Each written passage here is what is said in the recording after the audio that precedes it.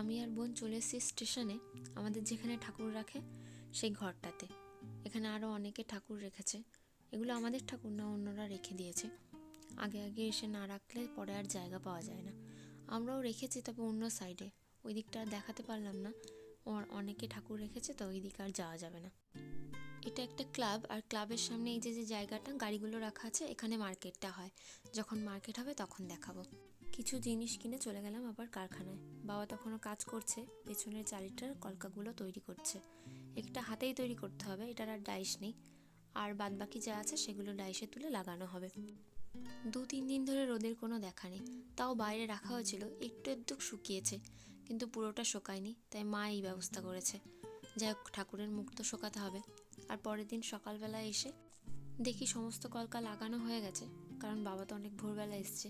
আর বাবার বরাবরই ভোরে ওঠা অভ্যাস। সে যতই রাত পর্যন্ত কাজ করুক না কেন, ভোরে উঠবেই। হাতে আর মাত্র 2 দিন আছে, তার মধ্যে রং সাজানো, গোছানো, চোখ আঁকা, চুল লাগানো, সমস্ত কিছু কমপ্লিট করতে হবে। তারপর আবার ভাইনা করে সেগুলো মার্কেটে নিয়ে যেতে হবে। তারপরে হবে বেচা কেনা। তার মধ্যে আকাশটাও মেঘলা মেঘলা।